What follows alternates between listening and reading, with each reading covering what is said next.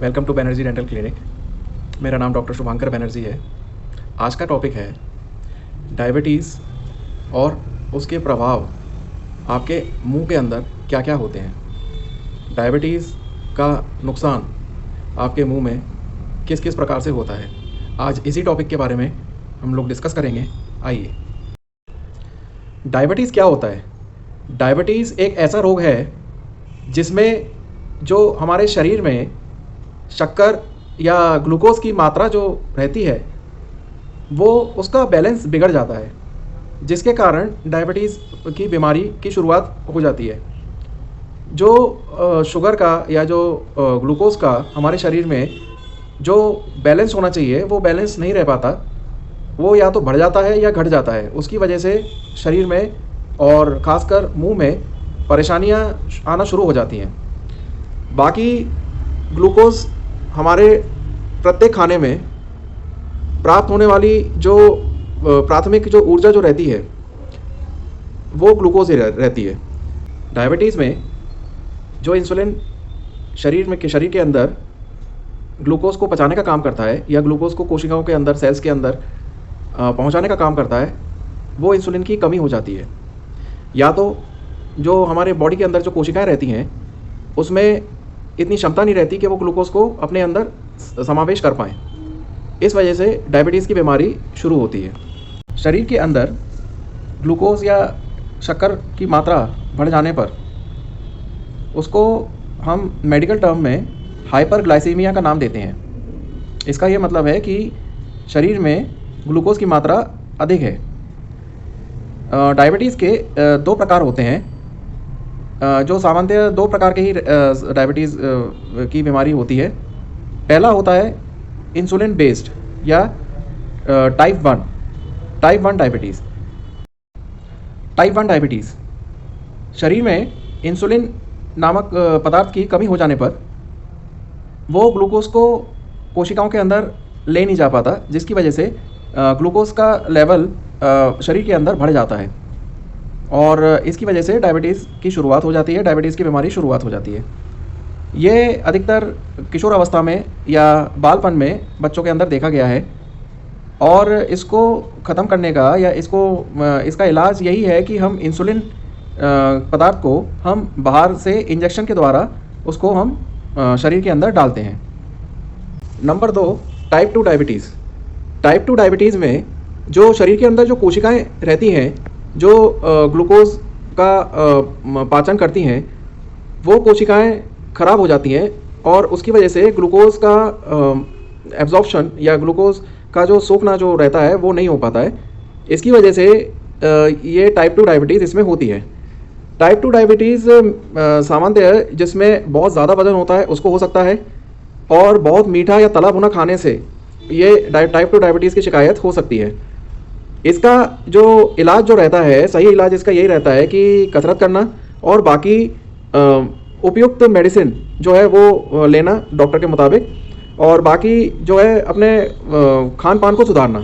ठीक है। अन्य प्रकार की डायबिटीज़ जैसे जन्मजात में हो सकती है और प्रेगनेंसी या किशोर अवस्था में भी हो सकती है। डायबिटीज़ को नापने के लिए कि हमारे शरीर के अंदर शुगर की संख्या कितनी है या ग्लूकोज का स्तर कितना ज़्यादा है, उसको नापने के लिए 2 टेस्ट होते हैं। एक होता है खाली पेट, मतलब फास्टिंग ब्लड शुगर, FBS इसका नाम होता है। ये सामान्यतः इसमें खाली पेट रहकर और इसमें ब्लड टेस्ट किया जाता है और इसमें जो नॉर्मल वैल्यू शक्कर की आनी चाहिए वो रहती है 70 से 100।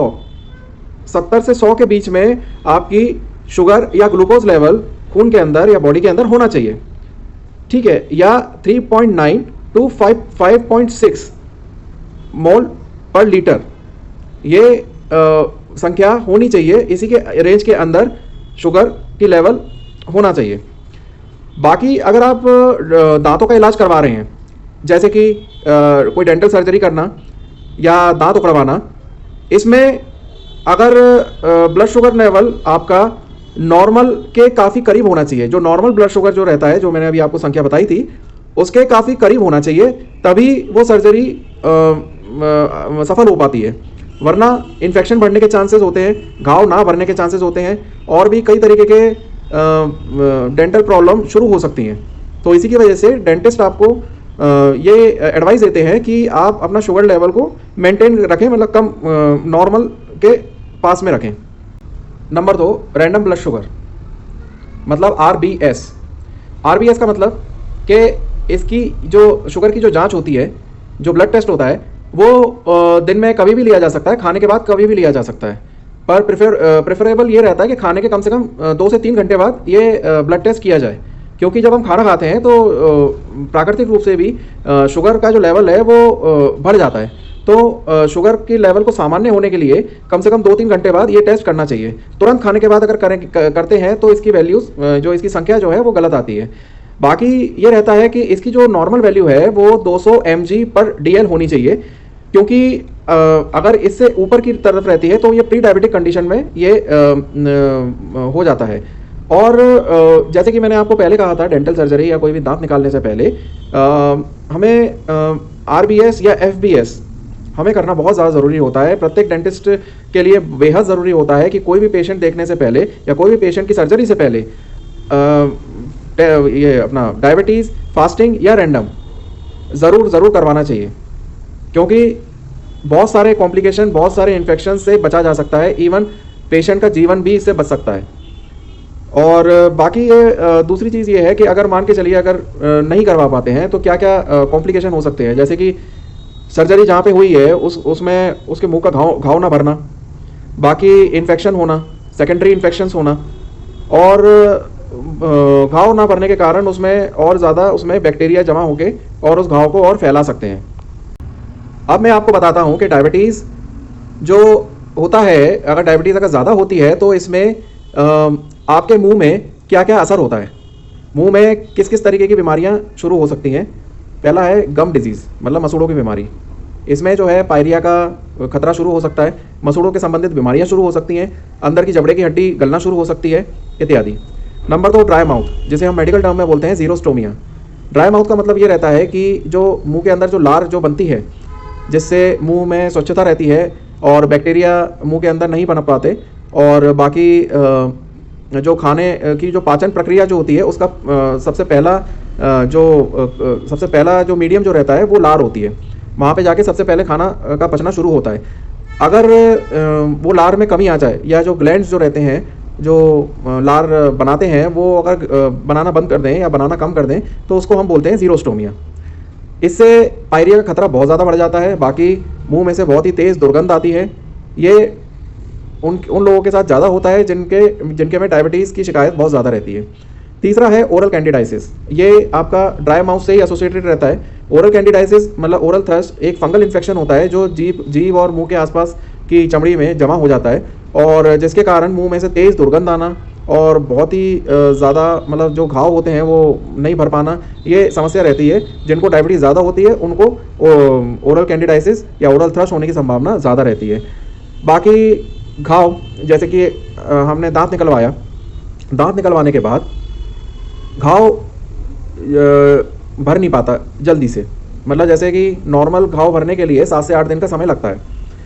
अगर डायबिटीज़ ज़्यादा होती है या शुगर की मात्रा ज़्यादा होती है शरीर में तो घाव भरने में कम से कम 15-16 दिन या फिर 1 महीना 2 महीना तक लग सकता है, और उसकी वजह से इन्फेक्शंस उसमें लगते रहते हैं और वो घाव फिर कभी भरता ही नहीं है।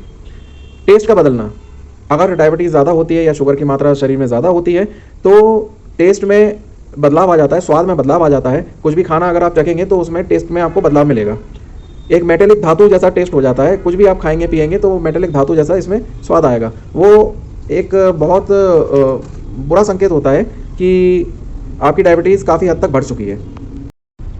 सो आज आपको मेरा वीडियो कैसा लगा प्लीज़ मुझे कमेंट्स में बताएं, और अगर मेरे वीडियोस में कोई सुधार या कुछ और ऐड करने की ज़रूरत हो तो कृपया मुझे बताएं। मेरे वीडियोस को ज़्यादा से ज़्यादा लाइक करें, ज़्यादा से ज़्यादा शेयर करें, ताकि ये बहुत सारे लोगों तक पहुंच पाए और मैंने जो डेंटिस्ट्री से जो ज्ञान अर्जित किया है वो मैं औरों को मैं फैला सकूं। This is doctor Shubhankar Banerjee signing out.